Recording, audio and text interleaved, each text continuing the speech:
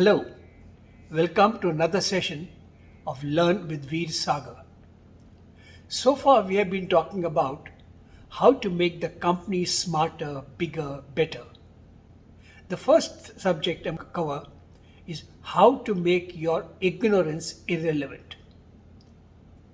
See, a lot of us, when we are doing something, we find that we do not have this knowledge, right? Like when I started my career in management services, which is the computer division part of finance. And my background was physics, right? MSc in physics, nuclear physics. So I have far removed, never heard of a computer before, and definitely didn't know anything about finance. My department, my colleagues were all CAs or highly qualified people for computers, computer trained people from ISIs and IITs. So here I was competing in the finance division, right, in the computer part with colleagues who were so much better, and I with no knowledge either of computers or finance. People recommended to me, okay, go and learn finance, become a CA, or go and take computer training. I thought about both. It's not that I can learn in 3 months what all these guys have taken a couple of years to do perfect. I'm smart, but not that smart. So I would be at a disadvantage. And I'll be spending all my energy learning rather than doing something useful. So I didn't think that was a good option, either learning computers or learning accounting. So how do I then make myself relevant and still grow in this organization? And my aim was to become the head of the department. If I can't become the head of the department, I shouldn't be there. I'm wasting my time. So I set out to say, okay, let me make my ignorance irrelevant. Let me make the knowledge of finance as something not really required, and the knowledge of computers are not something required. How do you do that? First thing, I said, okay, let's take the knowledge of finance. Let's convert accounting into a tool, right? And say, I will use accounting to get information, to create a tool to calculate numbers. Then similarly, I will use computers, again, as an enabling technology. Therefore, I will use computers and accounting as a support system and not as the main thing, as it was being done all these days. For me, computers and accounting became supporting to what I was going to set out to do, which was my strength, which was mathematics, which was creating models, mathematical models, that is optimizing. So I said, let's shift the importance, the decision making from accounting, number crunching, computers to writing programs, and to using this to create optimization, to create profits for the organization as a management decision making tool.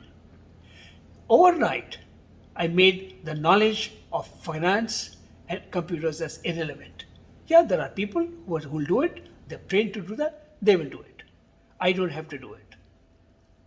And I then went on to become the head of the department of management services in the finance division without knowledge of computers.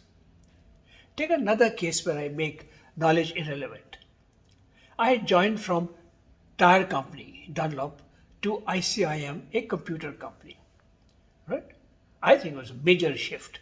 But anyway, it was a good shift, and I'm very grateful for that shift.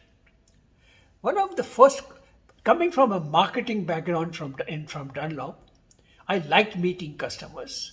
And I said, let me go and meet my customer. So I decided to meet one of my biggest customer, the MD of Standard Chartered Bank. I had an appointment and went to meet the MD. The moment I went in, the MD said, oh, IT, computers. So he called his computer manager, the IT manager. The IT manager came and he said, "Here is Mr. Sagar." The MD introduced, "Here's Mr. Sagar. He's just taken over as head of marketing for IKIM." So this guy said, "Oh, IKIM, yeah, I believe you're bringing out new products." And he started questioning me on the product, the bits and the bytes and the insights. Frankly, I had no clue about the bits and the bytes and the inside. I have sold a lot of things. At no stage was I found it relevant to actually understand how they are made, what is the composition of the stuff inside. I always focused on how the customer can use it and what benefit can he get. So I was stuck. Now, at this point, if I tell the manager, IT manager or the MD, "Look, I don't know the answers to this," then I would probably be in trouble, because the CEO, am I doing the right thing by buying from this company where the head of marketing has no clue about the product? That's not a good situation. Next, what if I had bluffed my way? That would have been even worse, because the IT manager is not going to let it go. And not knowing enough, I would have a very big handicap trying to cross-examine and get better of his discussion. So I said, let me convert my weakness, make it irrelevant, and make the discussion go towards my strength.